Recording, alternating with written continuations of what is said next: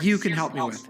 Yes, you will be paid for helping me. Actually paid For a popular rapper is facing over 60 charges after he was arrested in Cache County. NBA YoungBoy was arrested this week at his Mill Creek home in what the Cache County Sheriff's Office is calling an ongoing investigation into criminal conduct. We are learning new details about why young rapper NBA YoungBoy was arrested in Utah yesterday. The rapper, whose real name is Kentrell Deshaun Galden, was under house arrest as he awaited trial on federal gun charges. Several agencies, including the FBI and Secret Service, executed a search warrant yesterday morning.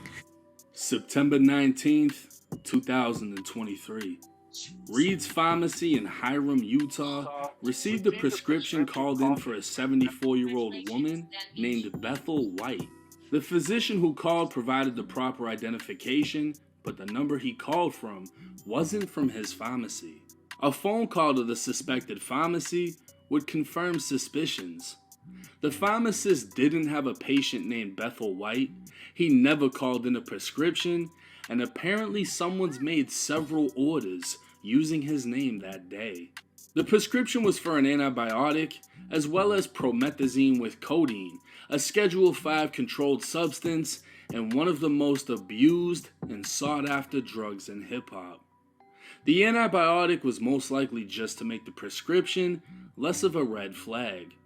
Law enforcement would wait in the parking lot of Reed's Pharmacy waiting for someone to pick up the order, but nobody came. That same day, Spence's Pharmacy in Logan, Utah, received a call from the same suspect using the same physician's information. This time, 71-year-old Gwendolyn Cox needed promethazine with codeine. 2 weeks after the prescription was called in, a female came and picked it up, stating Gwendolyn was her grandmother. The following month, Spence's Pharmacy received a second call requesting more lean for grandma. Spence's obviously realized the 71-year-old didn't just drink a whole bottle of syrup in less than 3 weeks, so this time they requested a hard copy of the prescription with the patient, so the suspect on the phone hung up the call. Spence's Pharmacy attempted to call the number back after looking up the physician's name, only to make contact with the real physician, finding out someone's been fraudulently using his credentials. On January 17, 2024, a fraudulent prescription was called into Larry's Pharmacy in Smithfield, Utah. It was the same deal. Another elderly woman wanted lean, and when things looked suspicious, the pharmacy called the police. An agent assigned to the Cache Rich Drug Task Force would conduct the initial investigation. Obvious similarities between the reports from the different pharmacies would lead officers to devise a plan. Contact would be made, and 2 females would arrive at Larry's Pharmacy to pick up the prescription. They'd be detained, and officers would smell a strong odor of marijuana coming from the Chevy Tahoe they drove in.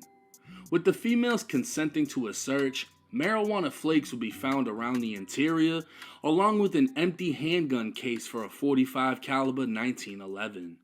They'd claim the marijuana wasn't theirs, and they were picking up a prescription for a friend that they refused to name.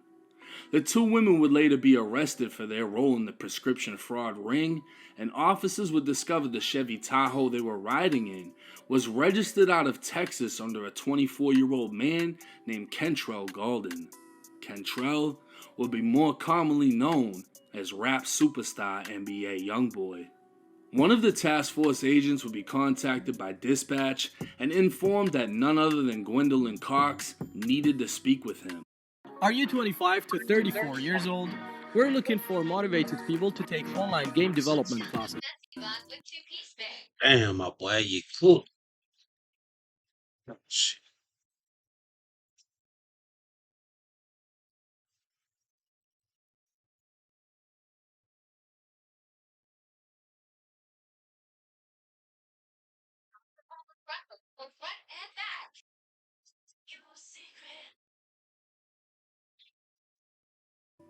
During the conversation, she'd state her last name was White instead of Cox, and she'd give her birth month and date, but couldn't provide the age and wouldn't provide her address. It was very clear to the agent that Gwendolyn was using a fake voice, as this old woman sounded like a much younger male from the South. She or he, made a statement saying, "Well, I asked her to, and she said that she'll have you call me." The terminology ax instead of ask was a dead giveaway and consistent with a southern dialect from states like Texas, Georgia, and Louisiana. The following day, a person who self-identified as NBA YoungBoy's business manager attempted to contact the drug task force in an effort to get the Chevy Tahoe out of the impound.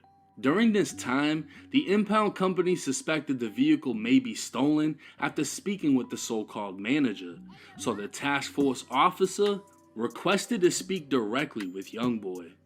On a conference call being recorded by dispatch, YoungBoy told the task force agent the females arrested at the pharmacy were family. The agent would ask about his relations to the female and if they had his permission to drive his vehicle, to which YoungBoy said they did have his permission, and he asked for his vehicle back. The agent would tell YoungBoy how to get his vehicle back, and the conversation would continue when YoungBoy said, "Ask him about, the prescription that they picked up." He paused for a few seconds before saying, "She on the fucking hospital bed. She on the hospital bed." The agent was aware YoungBoy was speaking to someone else who claimed to be YoungBoy's brother. The call would break up and go silent for durations of time, leading the agent to believe they were muting the call. Because YoungBoy was speaking about prescriptions without being asked, showed he had knowledge of the fraudulent prescription the females attempted to pick up. It would also prove intent, as YoungBoy attempted to further the prescription fraud by stating, "She's on a hospital bed," referring to the fake patient. YoungBoy would also slip up, using the word ax instead of ask, the same way the fake patient Gwendolyn did on the phone. And at this point, it would appear obvious NBA YoungBoy was pretending to be a 71-year-old woman in an attempt to get lean. The drug task force would speak with the physician whose name was being fraudulently used, and a report for how many prescriptions were successfully picked up would be made. Ann White, Beatrice White, Caroline White, Gwendolyn White, Alice White, Francine White, Francine Taylor, and Gwendolyn Cox were all fake elderly women whose names were used to pick up different amounts of codeine, sometimes repeatedly. Surprisingly, NBA YoungBoy's own name, Cantrell Galden, will be used with a birth year of 1953 to pick up a 7-day supply of codeine. A juvenile would be apprehended at the pharmacy after attempting to pick it up. Additional calls were made using YoungBoy's real name and real birth date by someone in Houston, Texas. It was discovered the same white Tahoe registered in Texas that the females were arrested in could be seen in one of YoungBoy's music videos. Further investigation into YoungBoy was conducted after he was identified as the primary suspect. Rising from the trenches of Baton Rouge, YoungBoy is documented to have lived in Louisiana, Texas, Georgia, California, and Utah. He's also currently on federal pretrial probation as he awaits trial for a federal gun charge for possession of a firearm. Damn, my boy. When we started Versus 10 years ago, we had this idealistic Firearm by a convicted felon. The rap star's criminal history is not only extensive, but violent. Back in 2016, YoungBoy was arrested on 2 charges of murder in Louisiana as a juvenile. The charges were eventually reduced, and YoungBoy would be convicted of aggravated assault with a firearm, while his second charge of attempted murder was dropped entirely.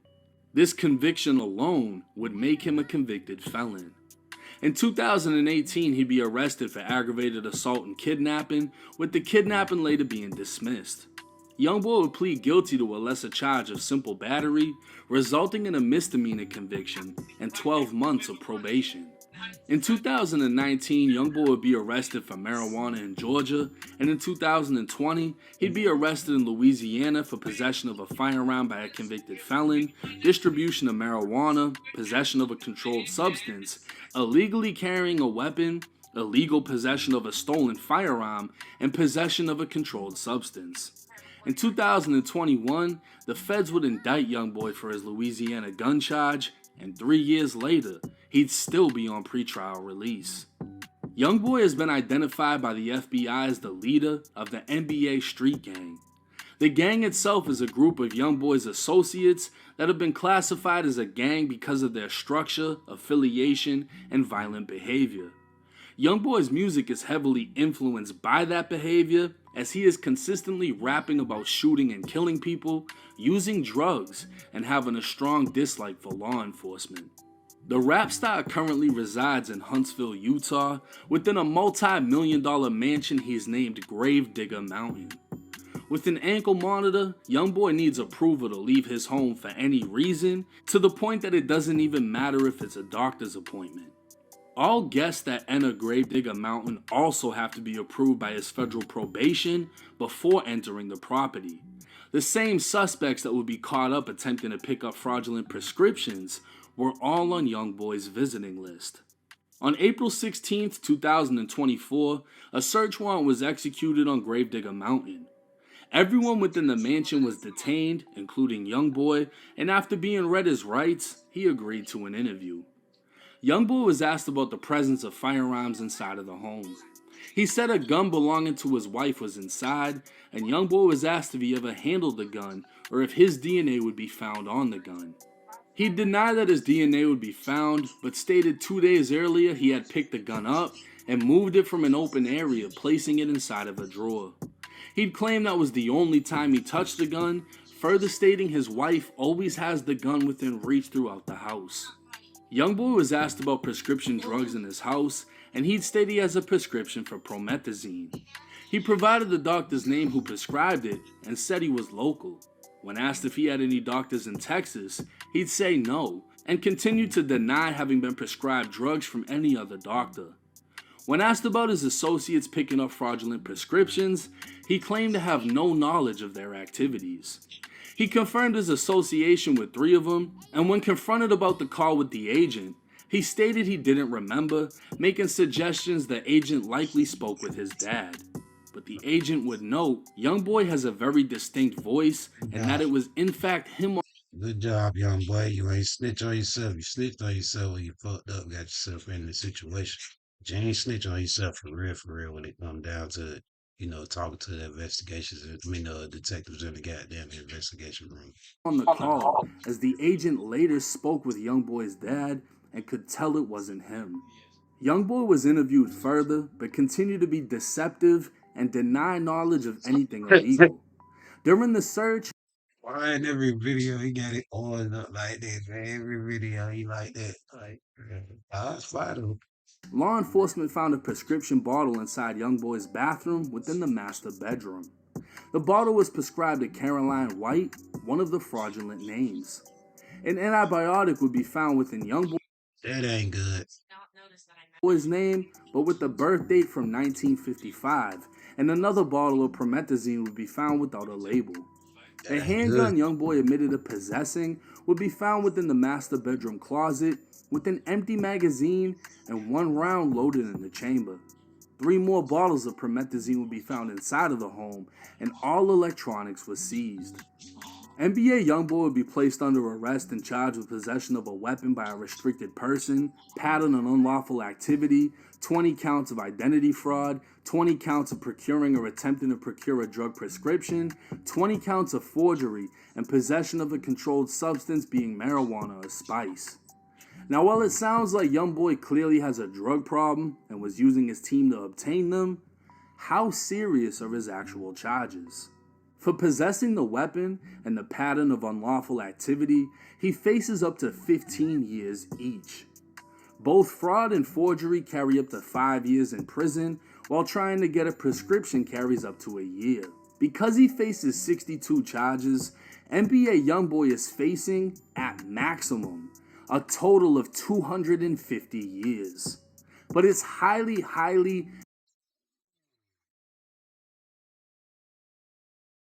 250 years, man.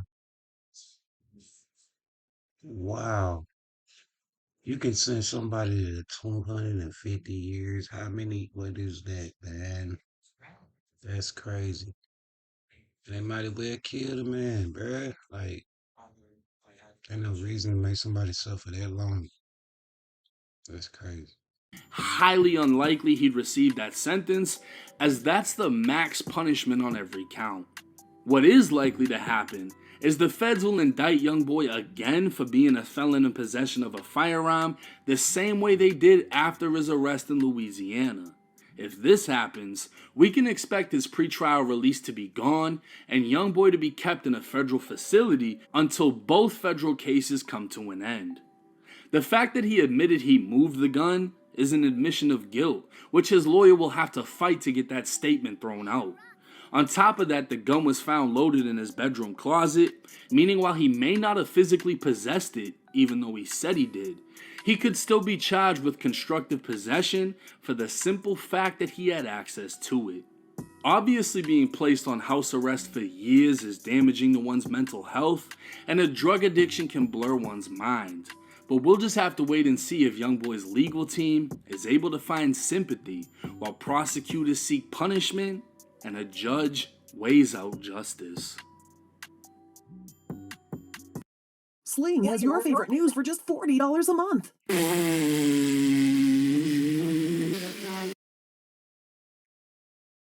Well, that's it, y'all.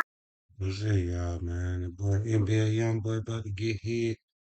Yeah, what it is, man. That's crazy. Just be setting that stuff up.